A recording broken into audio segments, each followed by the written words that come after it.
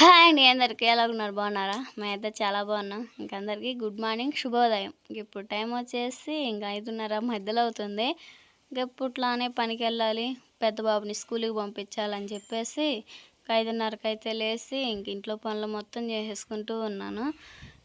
ఈరోజు టమాటా ఉల్లిపాయ egg curry అయితే చేయాలి.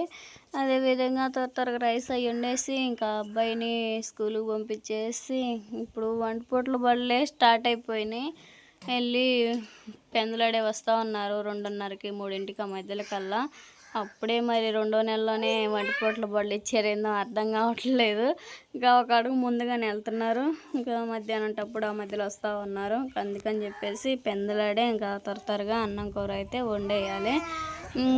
తీరా అన్నం కూర వండుదాం తొందరగా 7:30కి 8ంటికల్లా పోసెక్కించాలి అనుకునే లోపు బ్యాడ్లకి ఏందో చెప్పమంటారా, కట్టెల పొయ్యి ముట్టించాల్సి వచ్చింది.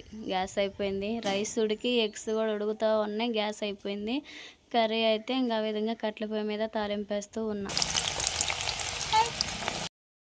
ఆయిల్ అయితే బాగా వేడింది కదా, ఉల్లిపాయ పచ్చిమిర్చి వేసేసుకొని బాగా ఫ్రై చేసుకోవాలి.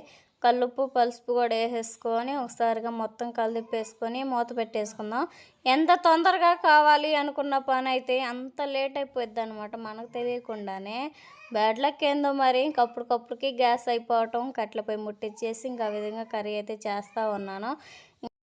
ఎగ్స్ అనో రైస్ అయితే మనకి గ్యాస్ మీదే ఉడికేలేకే కొంచెం మనకి పని కొంచెం సింపుల్గా అవుతూ ఉంది. ఆ విధంగా ఉల్లిపాయ టమాటా అనేది బాగా మగ్గిన తర్వాత అల్లం వెల్లుల్లి పేస్ట్ కూడా రోట్లో నూరేసుకొని ఒకసారి వేసుకొని పచ్చివాసన పోయేంత వరకు బాగా కలిపేసుకుంటూ ఉండాలి. అదేవిధంగా పెద్ద అబ్బాయి స్కూల్ టైం అయింది కదా, రైస్ అయితే ఉడికింది. అదైతే ఒక ప్లేట్లో అయితే ఆరేసాను.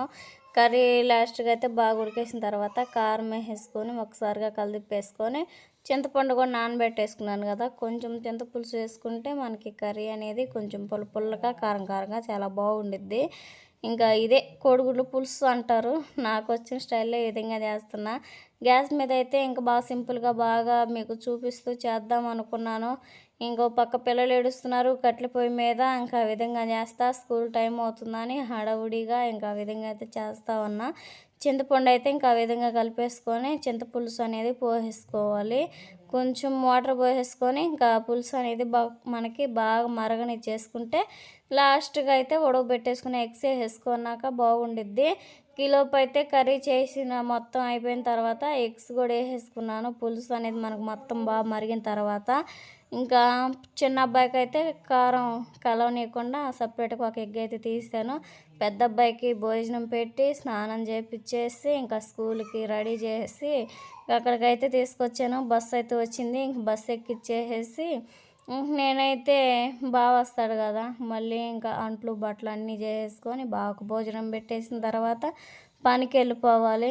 ఇదనమాట నా డైలీ రొటీన్. ఇంటికాడుండి పిల్లలను చూసుకుంటూ మళ్ళీ పిల్లలు స్కూల్కి వెళ్ళిన తర్వాత నేను ఏ విధంగా మళ్ళీ మా ఆయనతో పనికి వెళ్తాను అనేది. ఫ్రెండ్స్ అమ్మకు కూడా స్నానం చేపించేసి అమ్మాయిని కూడా స్కూల్ కాడ వదిలిపెట్టి రావాలి.